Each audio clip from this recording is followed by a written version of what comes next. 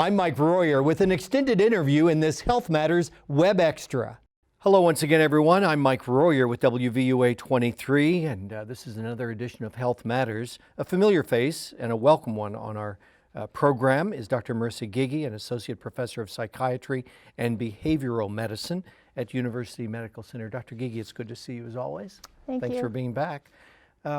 Someday I want to invite you on and talk about happy things, but we're talking about challenging things, what you deal with every day in groups and with individual patients and clients of yours, the effects of technology on children. When I first got my first cell phone in 80-something, I never could imagine how video screens and screens would affect all of us, but it is especially having an effect on young people. That concerns you greatly, doesn't it? Absolutely, yes. It's a very big problem. In fact, off camera, in talking about these things, you've shared statistics with us on causes of death for young people has just been turned upside down. Tell us a bit more about that.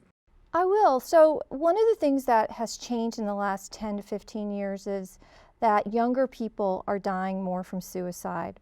When I first started in this profession, 25 years ago, suicide was not the leading cause of death for younger children. I mean, for children between 10 and 14 is what I'm trying to say.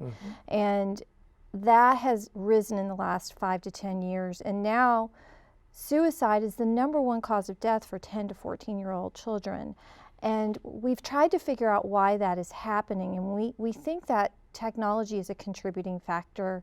Cyberbullying, most of these children have access to cell phones and are online, and the data is showing that those suicide attempts that we're seeing and completions have often relationships to cyberbullying and some sort of technology piece. So it's a concern.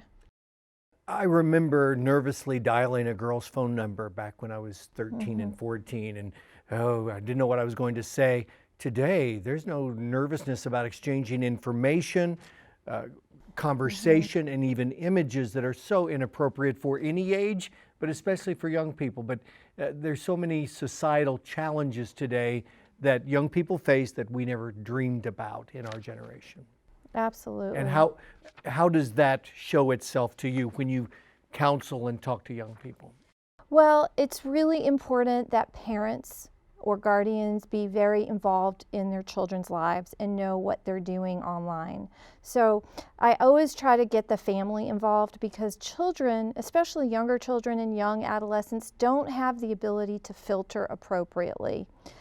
Their impulse control is not fully developed yet. We know that the brain is still developing, and that's why they need parents and guardians to watch out for them. So it's important for the parents to act as supervisors to make sure that what they're doing is appropriate, that they can handle the content, and that they know what they can do and what they can't do. So, because children often don't have that ability on their own. And it sounds unbelievable, but it's true.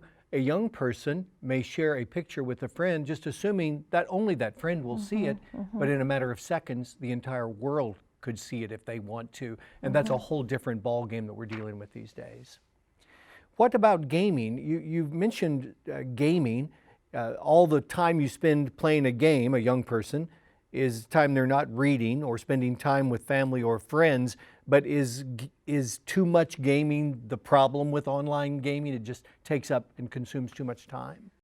Well, one thing to keep in mind is everything is good in moderation, right? Especially if it's a form of recreation. Yeah.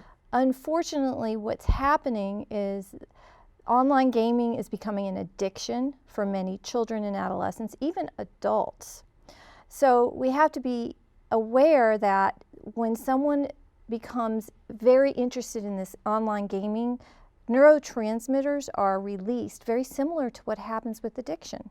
And it becomes reinforced, and so it's not uncommon to see kids, even adults, spending huge amounts of time, hours and hours and hours of their day online in these gaming platforms. They become engrossed, and it becomes really a serious problem. So it becomes a problem when it's at the expense of their other important activities that they need to attend to. So that's the problem, is it can become addictive. Some of the estimations of time that young people maybe 12 to 18, spend on some sort of a device with a screen are staggering numbers. I've seen 7 hours a day, 9 hours a day. That sounds impossible, but those are pretty accurate numbers. That's too much time for anyone to be looking at a screen, isn't it? That's true, and many times they're spending more time online in social media than they are actually doing their schoolwork, actually interacting with other people. Some of the schools, many schools, especially in high school, allow children and adolescents to have cell phones with them in the classroom. So my kids told me this, that kids are often on their phone instead of listening to the teacher. So those estimates are accurate because they are able to have their cell phones at school. And so they're doing it at the expense of oftentimes their schoolwork and social interaction. Not to point fingers of blame, but aren't we adults to blame for allowing that? School system, parents, PTA, school administrators, allowing students to be on a phone during math class, to this old guy, doesn't make a lot of sense. Right, right. Well, I think we need to be examples. Yeah. And so when kids see their parents on platforms and addicted to these devices, they see the example, because that's an issue for adults as well as for kids. I was first aware of this driving to Indiana one year with my wife and 2 sons who were early teens at the time. And I realized I was the only one not on a device because I was driving. They were on a device for hours at a time on different things in the car, where we used to, when I was their age, play games, do trivia questions, history questions, whatever to occupy our time. I love the technology. I'm glad we have it, but did we foresee the challenges that it was? Did you see this coming? I guess is my simplest question. Well, I did see it coming when I realized that this is coming at the expense of learning how to communicate with each other. And so that's what I'm seeing, is that it's really difficult now for kids to have conversations with each other, to have conversations with their parents. So it's come at the expense of sort of what we consider normal social interaction. Now, there are positives to technology, but there are also negatives to it. So like anything else, everything in moderation, and learning how to balance the positives, making them more than the negatives. But it does come at that expense, and we have to be very careful to make sure that we teach people how to talk to each other and communicate. Please tell me it's not too late for good parents and good school teachers and good psychiatrists to try to get this reined in a bit. So tell us, what can we do, and not just throw our hands up and give up? I don't think it's too late. I think we have to be aware. I mean, a simple sort of way to kind of address this at school is just don't allow the kids to have a cell phone in the classroom. It's kind of a basic thing. So have them put their cell phone in a box before they get into the classroom, and so they're forced to pay attention.